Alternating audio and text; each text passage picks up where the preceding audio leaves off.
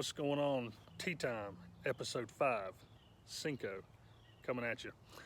Hope you're all doing well, and happy Mother's Day. It's a big day. You gotta love on your moms.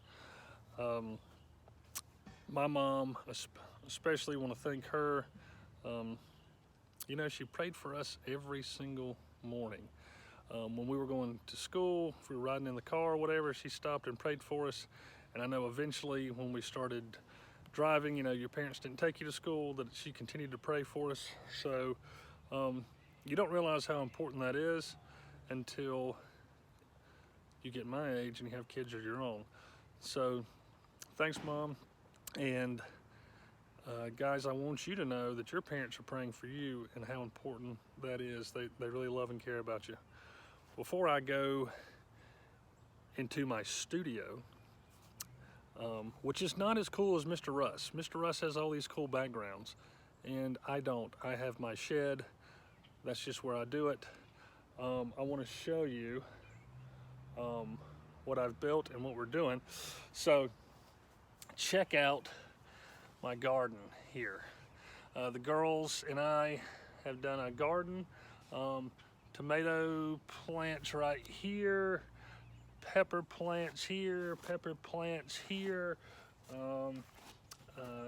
let's see, squash here, got some okra over here, and then zucchini and some other climbing things, other climbing plants like green beans and cucumbers. I really like those. Also, this is the cool part. Maybe you all have to come over and we'll do s'mores. I built a fire pit. I got stuff in there to burn already, but I built a fire pit. Now all of this out through here and around here will be concrete. It's mud now because it just rained, but it's gonna be cool. And we'll have to have a get together. You'll all have to come over and check it out. Now, I am excited about next Sunday, super excited. First Sunday back from all this craziness. I want to see you, and I'm looking forward to that. As I'm going into my studio, I'm talking to you. I got to get this camera just right. Let's see here. Perfect. All right, cool. Today's message is probably going to be a little short and sweet, but I don't know how much I've really thought about this. I've been listening to this one podcast called Unashamed, and basically they're saying that they're unashamed of being a Christian and living out the Christian life. It's really empowering. It's really cool. You should check it out. It's by the Robertsons. They're the people who got the big, huge, crazy beards and long hair, the Duck Dynasty guys. It's called Unashamed. And you like it. Parents, I think you'd like it too. So, they brought up this one point, and I want to touch on that. And I thought, they're right. So let me grab my Bible, and I'm going to give you 2 examples of this question. And during that podcast, they said, what's the most important question in the Bible? Think about that. What's the most important question in the Bible ever? Now, I don't know if it's necessarily the most important question, but the more I think about it, their answer, I'm tending to agree with it. So, what do you think it could be? What's the most important question in the Bible? And I think it's found throughout the Bible, actually. You can make a case for it. Let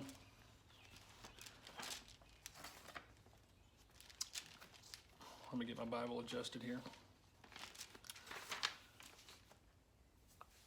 I think the most important question in the Bible is talking about God or Jesus, and it's, who are you? Who is he? Who? Just the who part. Now, Mr. Russ last week, really in John 14:6, answered a where, and Jesus is talking about where he's going, or where you're going. And just to recap on that, Jesus says to Thomas, because Thomas says, Jesus, we don't know where you're going. How do we know? How do we know the way? And Jesus says, I am the way, the truth, and the life, and no one comes to the Father except through me. If you really knew me, you would know my Father. From now on, you know him and have seen him. Well, I said aware. Sorry, it's not aware. That's another who is he answer. So thank you, Mr. Russ, for piggybacking on that. It's a who. Jesus says he is the way, the truth, and the life. But I want to take an Old Testament example and a New Testament example of who are you? Who is he? Let's go back to Exodus. You may remember this. Exodus chapter 3, Moses in the burning bush. Moses is out in the desert, and he's tending his flock of his father-in-law Jethro, and he sees this bush burning, or he sees this fire, but the bush is not burning. It is not being consumed by the fire. And he goes and checks it out, and God is talking to him, and he gives him some instructions. He says, I want you to go back to Egypt, deliver my people. I'm going to take them out of that bondage. I'm going to take them out of the chains of slavery. And in Exodus 3, verse 13, Moses said to God, suppose I go to the Israelites and say to them, the God of your fathers has sent me to you. And they ask me, here's the who question, here's the who. They ask me, what is his name? Or in other words, who is he? Who you're proclaiming, Moses. Who is it? And Moses says, what am I going to tell them? What should I tell them? Next verse, we get the answer. God said to Moses, I am who I am. This is what you are to say to the Israelites. I am has sent me to you. Pretty powerful statement. We've gone in depth about that I am before, but basically it's the name that God wished to be called. He says, I am. I am God. I am the deliverer. I am your comforter. I am your healer. I am your leader. I am your rescuer. I am everything. I am. Pretty cool that we can go back thousands of years and find an answer to what some people are wondering about today. Who is God? Who is it? Let's go to a New Testament question and answer. And we've gone over this even more recently. And it's in John chapter 5. John chapter 5. And it's the man who had been paralyzed, and it's about the healing pool. And remember, there was this guy who was paralyzed, and he thought when the waters were stirred, it was an angel supposedly that stirred the waters, and he could get into the waters. If he were the first one, if he could get into the waters, he would be healed. But he never could get there. He never was the first. Well, they were putting their faith in the waters and everything else. Wrong person to put your faith in, a wrong thing to put your faith in. And Jesus heals him. He says, pick up your mat. He explains everything. The crippled guy, the paralyzed guy explains, he says, I can't get there. Can you help me? Can you help me get there to the waters? And Jesus is thinking, I'm thinking that Jesus would think, yeah, I can help you. Watch this. Pick up your mat and walk.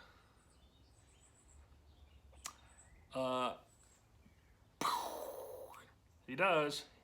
he listens to the instruction. He picks up his mat and he walks. And then the Jewish leaders, the Pharisees, see him. And I know they had to recognize who he was. And they get on to him. They're not praising, oh my gosh, you're healed. This is awesome. They're like, today is the Sabbath. You're not supposed to do anything on the Sabbath. Supposedly, those are laws that they added to God's law. He's carrying his mat. He didn't want to lose his mat, so he's carrying it, and they're like, why are you carrying your mat? You shouldn't be carrying your mat.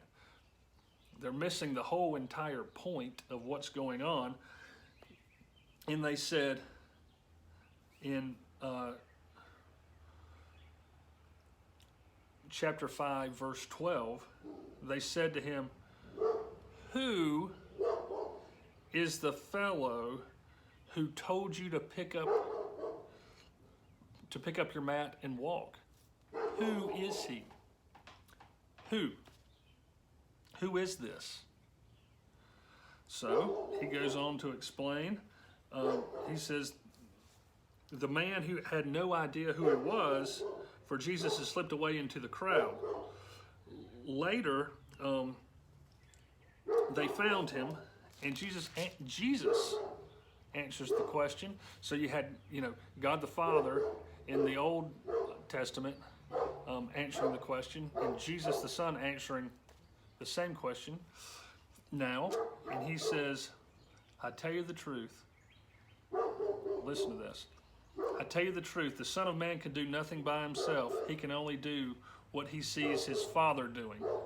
Sorry, my dog was barking. I got to get back to it. So Jesus gives them this answer. To the Pharisees, he says, I tell you the truth. The Son can do nothing by himself. He can only do what he sees his Father doing. Because whatever the Father does, the Son also does. Starting to answer. He says, my dad's always working, and I'm doing what my dad is doing. I'm copying him. I'm doing the same things he's doing. For the Father loves the Son and shows him all that he does. Yes, to your amazement, he will show him even greater things than these. Goes on and says, in verse 24, he says, I tell you the truth, whoever hears my word and believes him who sent me has eternal life and will not be condemned. He has crossed over from death to life. That's in verse 24. I think that's important, or that's super important. That's the gospel right there. He says, if you believe in me, then you won't be condemned. You've crossed over from death to life. So Jesus gives us his answer. He says, I'm the Son of God. I'm the Son of God. Old Testament, Moses could ask, who sent me? And God answers and says, I am. I am God. Everything. I'm everything. I am the whole shooting match.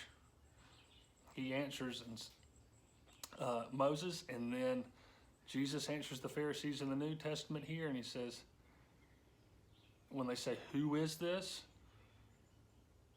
He says, you're looking at God in human form. The most important question in the Bible, who? So, how can we relate that back to today? I think sometimes we've got to sit back, even you guys, you're old enough to know, and say, who is God in your life? Who is God in your life? Is he the great I am in your life? Is the Son of Man or Jesus in your heart? Are you following him?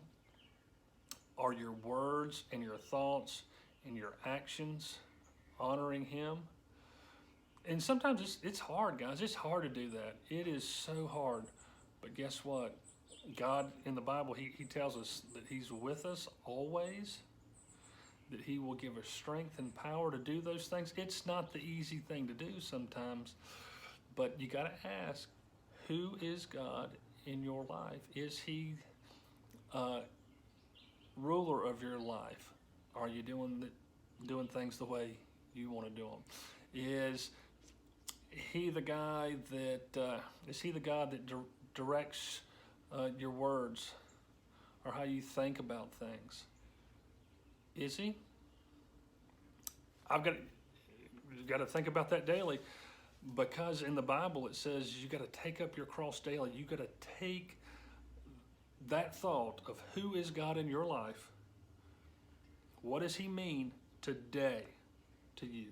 What does he mean this morning? What is he going to mean this afternoon or tonight? Who is he? Taking up your cross with Jesus and following him. Okay? Jesus gives a couple other answers. I just want to go briefly. Jesus says he's the bread of life. You got to have bread, something sustainable to eat, so you can have life. Well, Jesus says he is the bread of life. He is the food of life. Jesus also says that he's the living water. You got to have water. You got to have water to live too. Jesus says he's the living water, that he's the Son of Man. And we can go on and on about the names of Jesus. We might do that sometime, just all the different names of Jesus. And they all just make great sense. But I just wanted to kind of talk about that. Who is God in your life? The most important question in the Bible. And I think that's true. Who is he? Who is he to you? Is he number one, or is he not?